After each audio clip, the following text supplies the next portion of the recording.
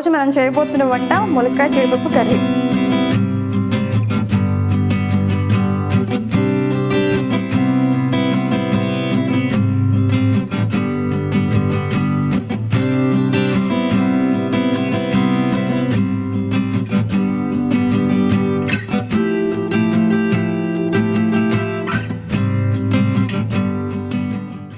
ములక్కాయ జీడిపప్పు కర్రీ కావాల్సిన పదార్థాలు: ములక్కాయ ముక్కలు, టొమాటో పేస్ట్, సన్నగా తరిగిన ఉల్లిపాయ, కారం, పసుపు, ఉప్పు, నానబెట్టిన జీడిపప్పులు, ఆయిల్, అల్లం వెల్లుల్లి పేస్ట్, కరివేపాకు, కొత్తిమీర, మసాలా దినుసులు, నానబెట్టిన కాజు పేస్ట్.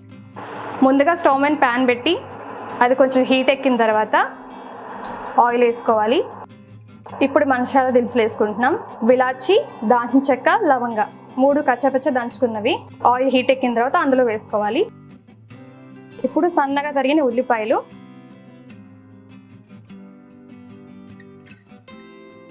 ఉల్లిపాయలు కొంచెం పచ్చివాసన పోయే వరకు వేయించుకోవాలి.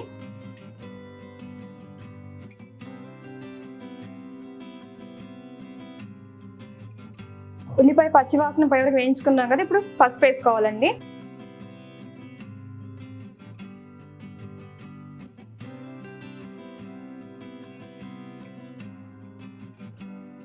పసుపు వేసుకొని ఉల్లిపాయ బాగా కలిపాం కదండి, ఇప్పుడు ఉప్పు వేసుకోవాలి రుచికి సరిపడా. కొంచెం సాల్ట్ వేసుకున్నాక ఉల్లిపాయ కొంచెం తిప్పుకొని 1 స్పూన్ అల్లం వెల్లుల్లి పేస్ట్ బాగా కలిపి పెట్టుకోవాలి. ఉల్లిపాయ కొంచెం మగ్గిన తర్వాత మనం ఉప్పు, కొంచెం అల్లం వెల్లుల్లి పేస్ట్ వేసుకున్నట్లయితే మనకి ఇంకా మంచి ఫ్లేవర్ వస్తుందండి.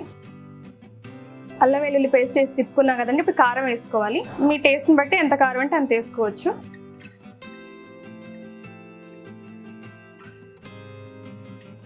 మనకి ఉల్లిపాయ ఫ్రై అవుతున్నప్పుడు ఇవన్నీ వేసి తిప్పుకున్నట్లయితే మంచి స్మెల్ వస్తుందండి. కూర కూడా బాగా టేస్టీగా ఉంటుంది. ఇదంతా కొంచెం బాగా ఫ్రై అవ్వాలి. ఇప్పుడు కారం వేసి తిప్పుకున్నాం కదా, ఇప్పుడు నానబెట్టిన జీడిపప్పు వేసుకోవాలండి. ఇందులో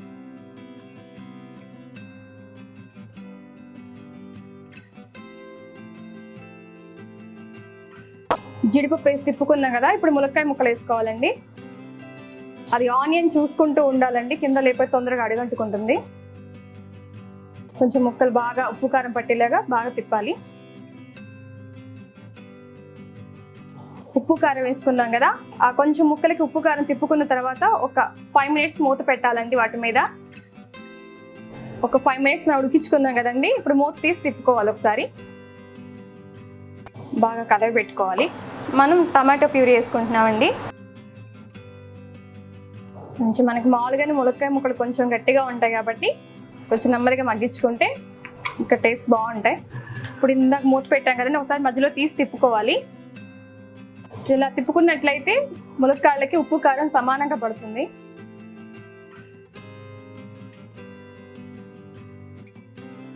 మళ్ళీ మూత పెట్టేసుకోవాలండి. ఇలా ఒక 10 మినిట్స్ ఉడకనివ్వాలి. ఇంకా ఇప్పుడు 10 మినిట్స్ అయిపోయింది కదా, మూత తీసి ఇందులో మనం నానబెట్టి రుబ్బుకున్న జీడిపప్పు పేస్ట్ వేసుకొని బాగా తిప్పుకోవాలి. కొంత ఉడికిన తర్వాత, సగం ఉడికిన తర్వాత ములక్కాయలు ఇట్లా జీడిపప్పు పేస్ట్ వేసుకున్నట్లయితే ఆ ఫ్లేవర్ చాలా బాగుంటుందండి. ఇలా బాగా తిప్పుకోవాలి, అది మొత్తం మిక్స్ అయిపోవాలి ఆ పేస్ట్ అంతా. ఇప్పుడు మళ్ళీ ఒక 10 మినిట్స్ మూత పెట్టేసుకోవాలి. ఫస్ట్ కొంచెం లాస్ట్ దించే ముందండి ఒక నిమిషం మనం ధనియాల పొడి యాడ్ చేసుకోవాలి, మంచి ఫ్లేవర్ వస్తుంది.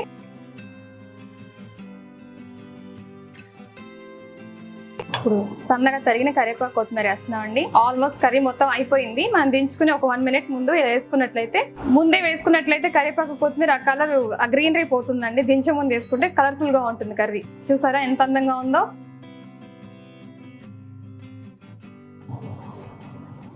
చూస్తారు కదా, కూర రెడీ అయిపోయిందండి. గుమగుమలాడే జీడిపప్పు ములక్కాయ కర్రీ రెడీ. చూస్తుంటే నోరు ఊరిపోతుంది. ఇప్పుడు దీన్ని మనం సర్వింగ్ బౌల్లో తీసుకుందాం. ఓకే ఫ్రెండ్స్, చూస్తారు కదా, ఫైనలీ ములక్కాయ జీడిపప్పు కర్రీ రెడీ అయిపోయింది. ఇది మనం అన్నిట్లో తీసుకోవచ్చండి. పుల్కా, చపాతీ, నాన్ రోటీ, ఫ్రైడ్ రైస్, వైట్ రైస్ అన్నిట్లో చాలా టేస్టీగా ఉంటుంది. నాకు మాత్రం చూస్తే తినే అనిపిస్తుంది ఇప్పుడే. మరి ఇంకెందుకు ఆలస్యం, మీరు కూడా ట్రై చేయండి. గుమగుమలాడే ములక్కాయ జీడిపప్పు కర్రీ రెడీ. ఓకే ఫ్రెండ్స్, చూస్తారు కదా ములక్కాయ జీడిపప్పు కర్రీ ఎంతో టేస్టీగా తయారైంది. నెక్స్ట్ టైం మరీ కొత్త రెసిపీతో మళ్ళీ మీ ముందుంటా. అంతవరకు నమస్కారం, బాయ్ బాయ్.